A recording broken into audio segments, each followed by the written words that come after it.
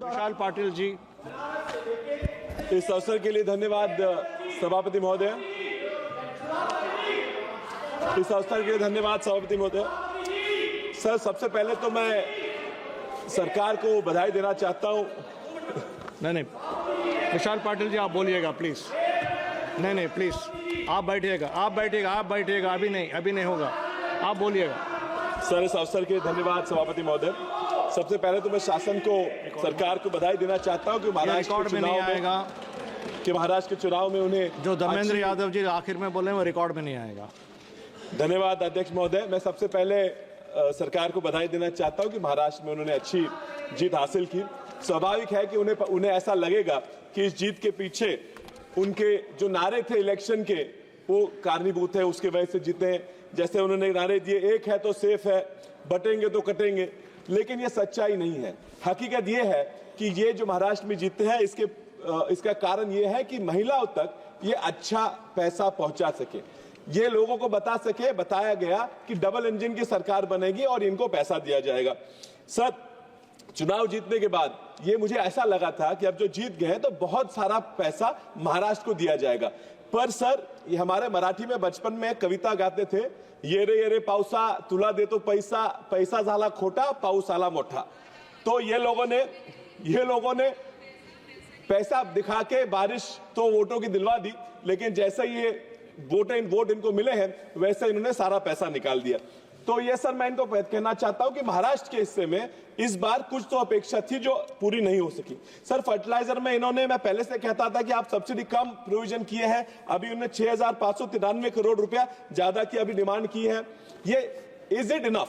कि मैं पूछना चाहता हूं कि सर, जीएसटी जो फर्टिलाइजर लगी है इतनी बड़ी है कि नुकसान किसानों का बहुत हो रहा है। सर, फर्टिलाइजर की कीमतों में 40% की बढ़ोतरी हुई है और इसके वजह से किसान आज इस कारण मर रहे हैं। सर, इन्होंने 7,000 करोड़ की मांग की है किसान सम्मान योजना के लिए, पीएम किसान सम्मान योजना के लिए।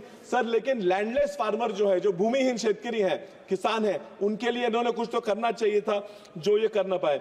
सर, आज किसान इसलिए नाराज है कि उसको जितना चाहिए उतना फायदा नहीं हो रहा, इसलिए आज बॉर्डर पे किसान आके धरना कर रहे हैं। सर, एग्रीकल्चर रिसर्च के लिए इन्होंने कुछ पैसा मांगा है, मैं इनको बधाई देता हूं, लेकिन 213 करोड़ रुपया ये सफिशिएंट नहीं है। सर, एग्रीकल्चर इंफ्रास्ट्रक्चर फंड में ज्यादा निधि देने की जरूरत थी। सर, सांगली जैसे किसानों को भी चाहिए कि एग्रीकल्चर इंफ्रास्ट्रक्चर फंड ज्यादा मिले तो कोई मूलभूत सुविधा वहां प्राप्त हो सके। Sir, NITI Aayog strategy for new India कहती है कि 92,500 करोड़ रुपए का नुकसान आज हो रहा है क्योंकि कोल्ड चेन मैनेजमेंट यहाँ पे भारत में जितनी चाहिए उतनी हो नहीं सकी है।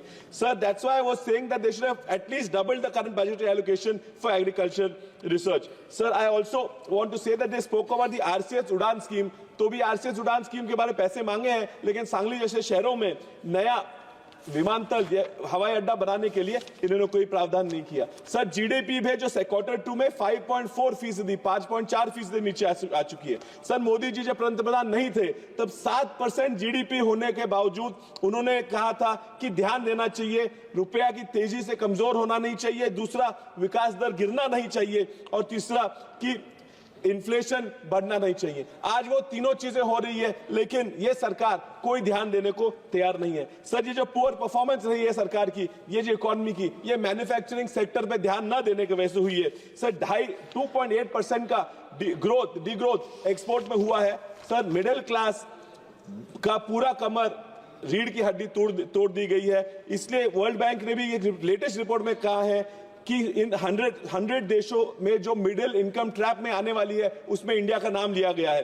Sir, we have to grow the economic rate to at least 8% if we have to come out of this. I urge the government to please concentrate on the economy. It is directly related to election performance and therefore something needs to be done, and especially for the state of Maharashtra, which contributes in a big way to the economy.